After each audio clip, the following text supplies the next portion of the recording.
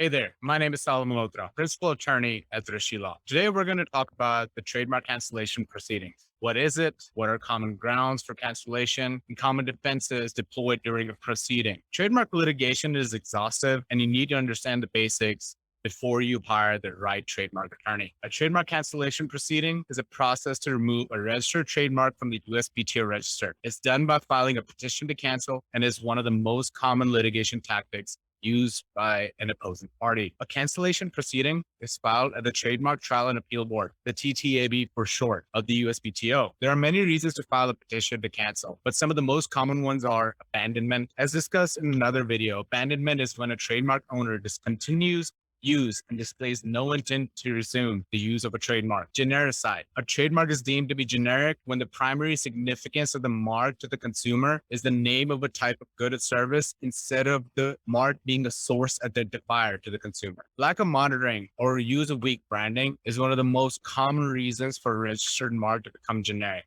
The third most common reason for a petition to cancel is lack of actual use in commerce. A registered mark must actually be used in commerce related to the goods and services it is registered for. For example, a shoe company must show actual sales of shoes using the registered trademark. A discontinued use of 3 years can be used as a basis for abandonment. The fourth most common ground to file a petition to cancel is likelihood of confusion. There are times when an application conflicting with an already registered trademark might slip through the cracks to registration. This is where an established brand utilizes the likelihood of confusion basis for canceling a junior registration. Although the TTAB has authority to cancel a registered trademark and remove all the protections associated with that registration, it does not have the authority to stop the user from using the mark. But determinations made by the TTAB are almost conclusive evidence in a trademark infringement proceeding in a federal court. To begin a trademark cancellation proceeding, petition to cancel must be filed. Note that a petition to cancel must only be filed following the issuance of a registration. If a petition is filed prior to registration, it will be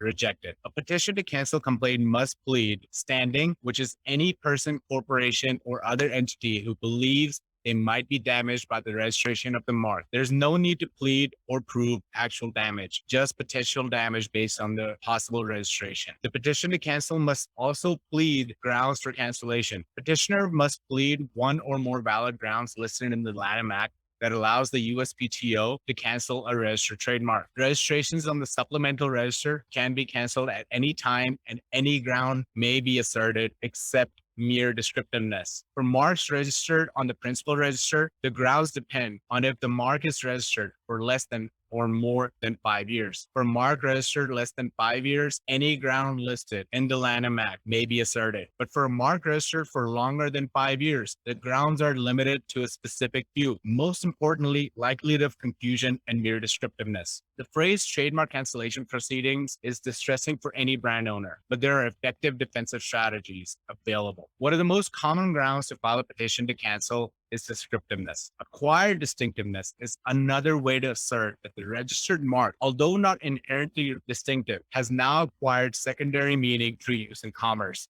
and is eligible for trademark protection. Another common defense is disputing or disproving the petitioner's argument. The defendant may refute some or all of the petitioner's allegations through general or specific denials. A cancellation counterclaim is also another defense strategy. A cancellation counterclaim can be brought against the petitioner when the standing to bring the original proceeding stems from ownership of federal trademark registration. This is where a defendant may challenge the validity of the petitioner's trademark on any of the grounds allowed in the cancellation proceeding. Trademark registration is the first step in your brand building journey. It is your duty to protect the rights associated with your trademark. A sound policing and monitoring policy allows a trademark owner to effectively file and defend a petition to cancel. If you need assistance in a trademark cancellation proceeding or any other trademark matters, please feel free to click on the booking link provided below or call my office. As always, this is Sahil Malhotra. Thanks for watching.